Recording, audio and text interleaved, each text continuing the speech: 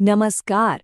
Supreme court of India की powers और jurisdiction को समझना लॉ एग्जाम्स में कामयाबी के लिए बेहद जरूरी है। लेकिन अक्सर ये टॉपिक्स थोड़े कंफ्यूजिंग हो सकते हैं।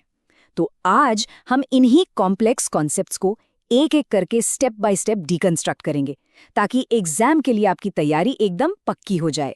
लॉ सूत्रा क्लासेस के एक और वीडियो में आपका स्वागत है। तो आज हम सुप्रीम कोर्ट की 4 फंडामेंटल पावर्स के सफर पर निकलने वाले हैं। हम शुरुआत करेंगे कोर्ट ऑफ रिकॉर्ड की फाउंडेशनल पावर से, फिर समझेंगे ओरिजिनल जुरिस्डिक्शन को, जो सरकारों के बीच के डिस्प्यूट सुलझाता है। उसके बाद एक्सप्लोर करेंगे एपेलेट जुरिस्डिक्शन को, जो अपील की सबसे बड़ी अदालत है। और आखिर में हम जानेंगे इसकी यूनिक एडवाइजरी जुरिस्डिक्शन के बारे में। ये रोड मैप हर कॉन्सेप्ट को क्रिस्टल क्लियर करने में मदद करेगा। तो चलिए सबसे पहले बात करते हैं सुप्रीम कोर्ट की बुनियाद की, उसकी नींव की शक्ति, यानी कोर्ट ऑफ रिकॉर्ड पावर की। आर्टिकल 129 के तहत यही वो शक्ति है जो अदालत को उसकी असली गरिमा और अधिकार देती है। तो कोर्ट ऑफ रिकॉर्ड होने का असल में मतलब क्या है? देखिए, इसके 2 मेन पिलर्स हैं। पहला, इसके सारे फैसले, सारी प्रोसीडिंग्स हमेशा के लिए रिकॉर्ड की जाती हैं, जो एक सबूत की तरह काम करती हैं। और दूसरा, जो सबसे पावरफुल है, कि इसके दिए हुए फैसलों को प्रेसिडेंट माना जाता है, मतलब एक मिसाल जिसे मानना देश की सभी लोअर कोर्ट्स के लिए जरूरी है।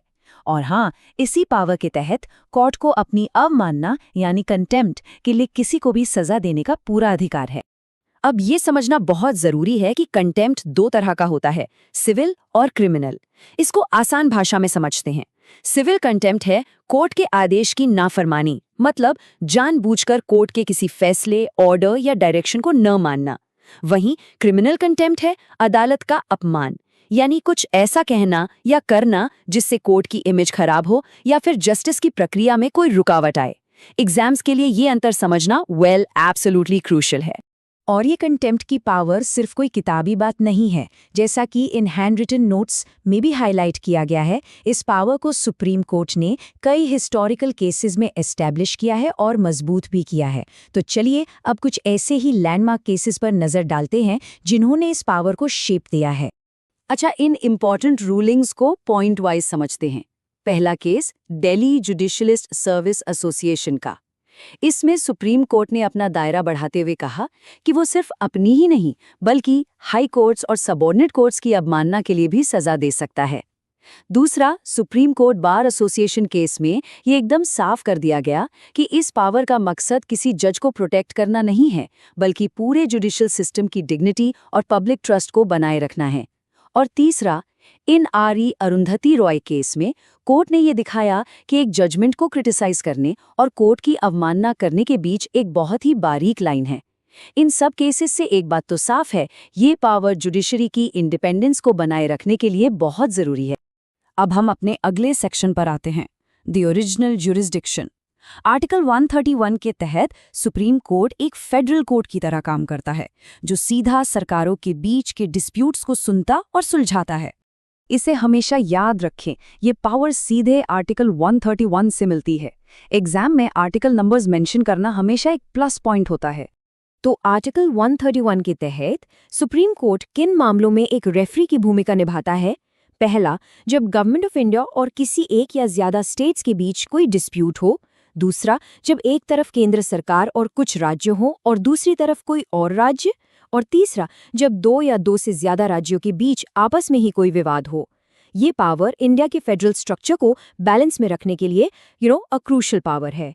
लेकिन हाँ, कुछ मामले इसके ओरिजिनल जुरिस्डिक्शन के दायरे से बाहर भी रखे गए हैं, जैसे कि संविधान बनने से पहले की किसी ट्रीटी या अग्रीमेंट से जुड़े विवाद, इंटरस्टेट वाटर डिस्प्यूट्स जो आर्टिकल 262 के तहत आते हैं, फाइनेंस कमीशन को भेजे गए मामले और यूनियन और स्टेट्स के बीच कुछ खर्चों के एडजस्टमेंट से जुड़े मामले। अगर आपको अब तक इस एनालिसिस से कुछ नया सीखने को मिला है तो 1 सेकंड निकालकर चैनल को सब्सक्राइब जरूर करें। और इस एनालिसिस के अंत में मैं आपसे एक सवाल पूछूंगा, उसका जवाब कमेंट में देना ना भूलें। चलिए अब आगे बढ़ते हैं।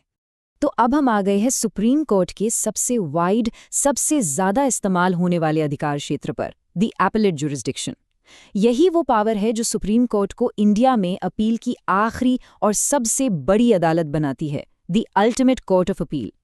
इस जुरिस्डिक्शन को हम 4 हिस्सों में तोड़कर समझेंगे। पहला, कॉन्स्टिट्यूशनल मामलों में अपील, दूसरा सिविल मामलों में, तीसरा क्रिमिनल मामलों में और चौथा जो सबसे स्पेशल है, अपील बाय स्पेशल लीव। तो सबसे पहले बात करते हैं कॉन्स्टिट्यूशनल केसेस में अपील की, जो आती है आर्टिकल 132 के अंडर। सुप्रीम कोर्ट में कॉन्स्टिट्यूशनल अपील के लिए 2 शर्तें पूरी होनी ही चाहिए। पहली शर्त, केस में कॉन्स्टिट्यूशन की इंटरप्रिटेशन से जुड़ा कोई substantial question of law involve होना चाहिए। इसका मतलब ये कोई छोटा मोटा सवाल नहीं, बल्कि एक बड़ा कानूनी सवाल है जिसका जवाब पूरे देश के लिए मायने रखता है। और दूसरी शर्त, हाई कोर्ट को एक सर्टिफिकेट देना होगा ये कंफर्म करते हुए कि हाँ, ऐसा सवाल इस केस में मौजूद है। चलिए अब आगे बढ़ते हैं सिविल केसेस में अपील की तरफ, जिसका जिक्र आर्टिकल 133 में है। सिविल अपील के लिए भी 2 कंडीशंस हैं। पहला, इसमें जनरल इंपॉर्टेंस का सब्सटैंशियल क्वेश्चन ऑफ लॉ होना चाहिए और दूसरा, हाई कोर्ट की नज़र में उस सवाल का फैसला सुप्रीम कोर्ट के द्वारा किया जाना जरूरी है। यहाँ एक इंटरेस्टिंग फैक्ट ये है कि पहले जो 20,000 रुपए की एक मॉनेटरी लिमिट हुआ करती थी, वो अब हटा दी गई है। हमारी तीसरी कैटेगरी है क्रिमिनल केसेस में अपील, जो आर्टिकल 134 के तहत आती है। क्रिमिनल अपील के लिए सुप्रीम कोर्ट तक पहुंचने के 2 रास्ते हैं। पहला नॉर्मल रास्ता है, हाई कोर्ट के सर्टिफिकेट के साथ, जब हाई कोर्ट को लगता है कि केस अपील के लायक है। लेकिन दूसरा रास्ता ऑटोमेटिक है, इसमें किसी सर्टिफिकेट की जरूरत नहीं पड़ती। ये तब होता है जब हाई कोर्ट निचली अदालत के बरी करने के फैसले को पलट दे और अक्यूज्ड को सीधा मौत की सजा सुना दे। लाइफ एंड डेथ के मामलों में ये प्रोविजन एक बहुत बड़ा सेफगार्ड है। और अब हम आ गए हैं आर्टिकल 136 पर, जो सुप्रीम कोर्ट को उसकी सबसे पावरफुल डिस्क्रिशनरी पावर देता है, the special leave to appeal.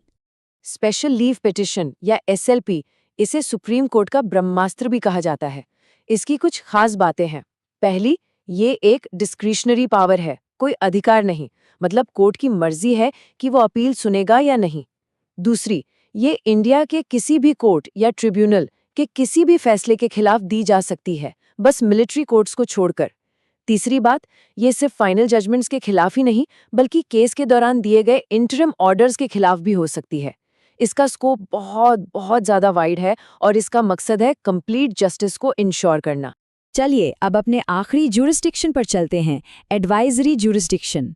ये आर्टिकल 143 के तहत सुप्रीम कोर्ट की एक बहुत ही यूनिक, एक कंसल्टेटिव पावर है।